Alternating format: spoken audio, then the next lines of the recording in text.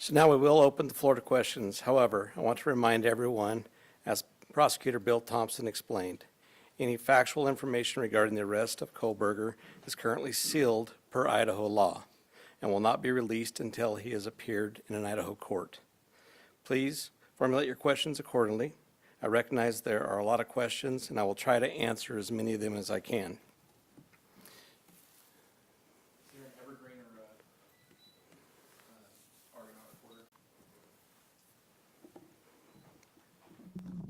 Lauren Patterson, Northwest Public Broadcasting, Spokane Public Radio. I realize the records are sealed. I guess I'm not too familiar with how it works, but can you tell us what tip, what lead, what piece of evidence really led you all the way from Idaho to the suspect in Pennsylvania? As I've said in the past, that's part of our investigation, and we won't be releasing that at this time. We will have those answers. We'll have them as soon as we can make those available to you. Then a quick follow-up and a two-parter. Is our community safe, or is law enforcement still on the search for other suspects who might be involved in this attack? What I can tell you is we have an individual in custody who committed these horrible crimes, and I do believe our community is safe, but we still need to be vigilant, right? We still have talked about this in the past. We always need to be aware of our surroundings and make sure that we're aware of what's going on.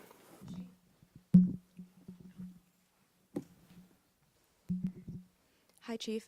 How soon into the investigation did police and law enforcement begin to spot Mr. Kohberger as a potential suspect? And a follow-up, how many tips, if you can say, were specifically related to Mr. Kohberger? To the tip part, honestly, I can't answer that question, so I'm not even going to speculate on that. On the other part, that's part of our investigation, and it will come out. I'd like the mic to please come right over here. Thank you. Dana Griffin with NBC News. Can you confirm that Kohberger asked whether or not anyone else had been arrested when he was in custody? I cannot confirm that, or I'm not sure of that information, but that would still be a part of our investigation. Did CODIS initially return any hits on this guy? That's still part of our investigation, and that will come out. If we could get somebody over here, please. And then one final question. Is there any message to the online sleuths who slandered and harassed people who they believed were responsible? There was a lot of speculation going on, and we've always said from the very beginning that we're the official message that comes out, and to pay attention to what we're putting out there to the press. I'm Nancy Liu with News Nation, and we were over at the house this morning, and you told us that the remediation would begin today. It was suddenly stopped. Can you tell us why? Yes. The house cleanup has been halted, and that came by a legal request from the court. Christina Corbin, Fox News. Chief, have you identified a motive? That is part of the investigation, and that will come out as we continue the investigation. But what we still ask is for people to continually send us things in the tip line. We are still looking for more information. We're still trying to build that picture, just like we have stated all along. We're putting all the pieces together, and that will help.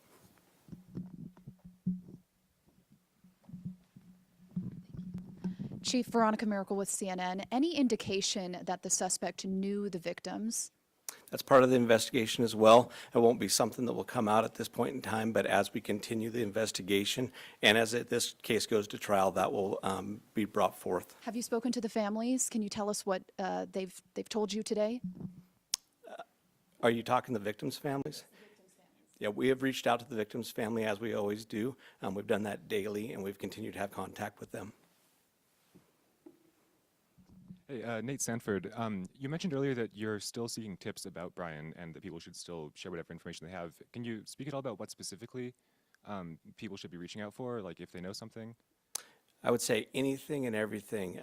As we've said all along, we know what tips we're looking for. We will take those tips and we will have professionals look at those and decide which pieces of those we need to use for our case. So we ask that everybody would do that.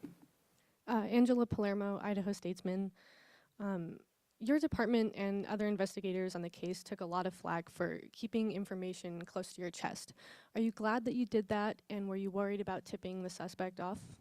I will 100% stand behind the way that we handled this investigation. And this all started from day one with our patrol officers arriving on scene, locking down the scene, us calling in the Idaho State Police, us calling in the FBI, and keeping information that was pertinent to this case very, very tight. We want to have a situation where, when this goes to trial, there is no doubt that we've done everything right, and we've slowed down, and we've continued to slow down. We'll continue to do that.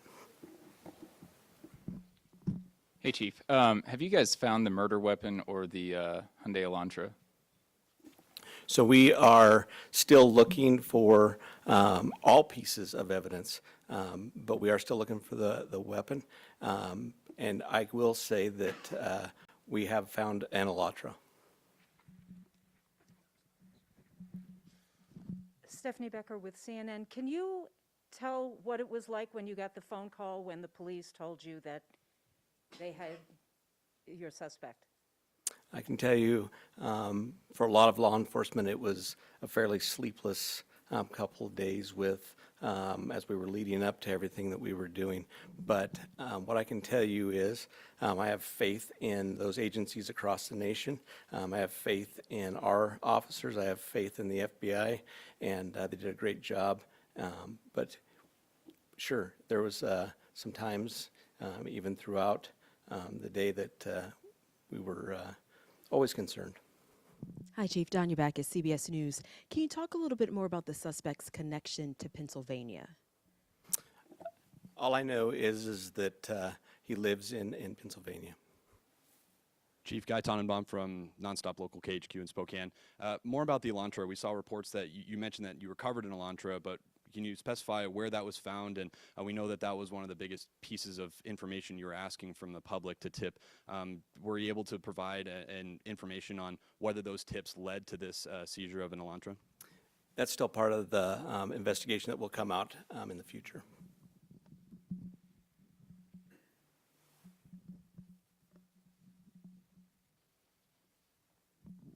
Chief Glenn Mosley, Idaho Public Radio here in Moscow. The additional police presence in town and on campus, semester's coming, is that going to continue?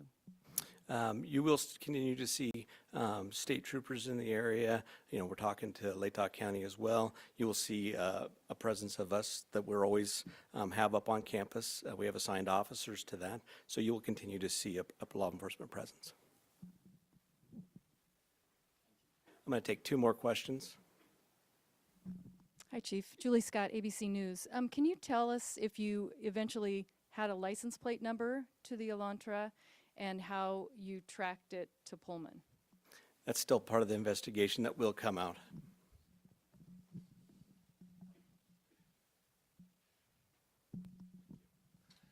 Chief, hi, Matt Lovelace with the Monroe College of Communication. I want to ask about Mr. Kohberger as a graduate student at WSU. Are you aware of if he returned to campus after November 13th? And have you had any communication with departments on the WSU campus about his attendance? So some of that is going to be followed up as we continue our investigation. We'll be asking some of those questions, but that'll come out in the near future. So what I do want to do is I want to thank you all. You really have been the national voice for us. You've given us the opportunity to get many, many tips, and I do appreciate everything you've done, and we'll continue to look forward to working with you in the future on this. So I'd like to thank you for that, and thank you for your time.